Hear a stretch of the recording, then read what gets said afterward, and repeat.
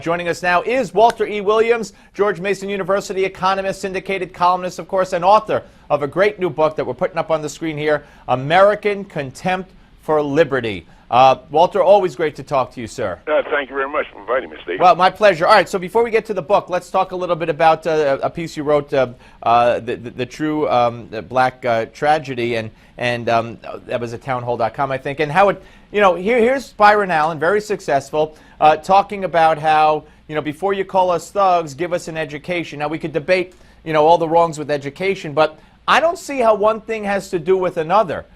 Just because you're uneducated or even poorly educated doesn't mean you have to go burn down people's businesses and loot.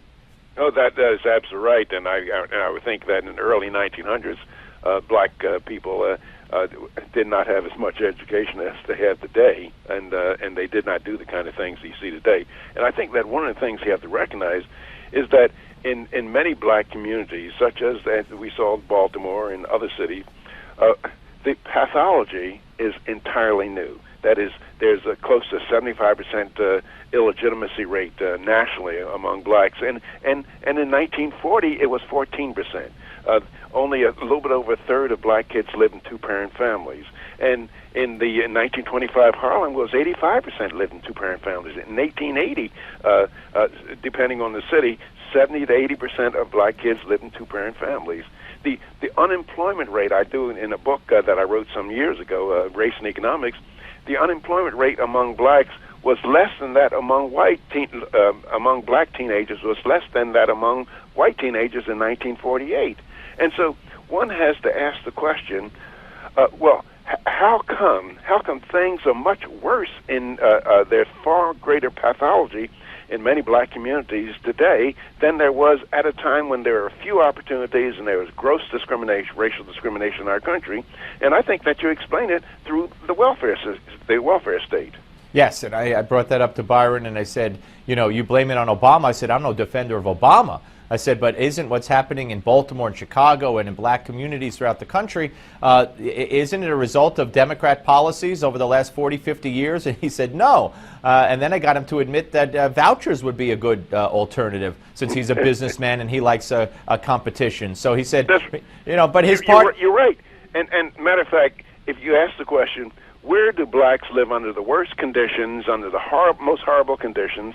They are in the very cities where a black is the mayor, the black is the chief of police, a black is superintendent of schools. I'm not stating that there's a causal relationship here, but I'm stating that that you don't want to make as your priority the election. If you want black people to succeed, right, you don't want to make as your priority the election of black Democratic officials. Right, absolutely. All right, let's talk about the book. Very exciting, American Contempt for Liberty, and it is such an appropriate title because it just seems like more and more this is, as you put, Americans have increasingly accepted the tyrannical ideas of reduced private property rights and reduced right to profits, and have become enamored with restrictions in every aspect of their lives. Oh yes, and I think that the moral failing among the American people is that the American people believe that government should use one American to serve the purposes of another.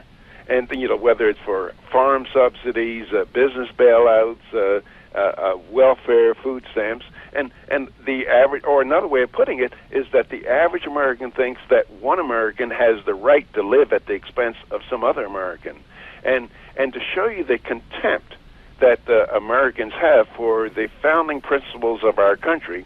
In 1794, Congress appropriated $15,000 to help some French refugees. James Madison, the acknowledged father of the United States Constitution, he said, he was stood on the floor of the House irate, and he says, I cannot undertake to lay my finger on that article in the Constitution which granted a right to Congress of expending on the objects of benevolence the money of their constituents. He also said that charity is no legitimate function of government. Now, can you imagine what would happen to a presidential candidate saying the same thing today? Yeah. The American people would run him out of town on the rail because they have contempt for the founding principles of our country. And so how do we remedy that, Walter? And if we don't, it's kind of rhetorical, I guess, unfortunately, but where the heck are we headed? Well, a lot of people ask me, well, what do you do? Well, I ask the question, are the American people anyway basically different as human beings from the Romans, from the French, the Portuguese, the Spanish, the British? These are great empires of the past, powerful empires of the past that went down the tubes. And they went down the tubes for approximately the same kind of things that we're doing. And so the reasons why we became a great nation was because of limited government and a large measure of freedom. It wasn't perfect, but a large measure of freedom. Now, people want less and less freedom. That is, if you ask the question, which way are we headed as a nation, tiny steps at a time, are we headed towards more personal liberty or towards more government control over our lives? And I think it would have to be unambiguously the latter, and that's towards tyranny. Yeah, no, it's absolutely true. And you want to take an example of the two courts now, the Court of Appeals upholding the lower court decision on Obama's immigration policy, for instance, or his executive order, I should say, which most scholars and legal experts believe is unconstitutional. And the woman who's running for president and is the favorite to win the presidency, Hillary Clinton, says that executive order doesn't go far enough. Yes, but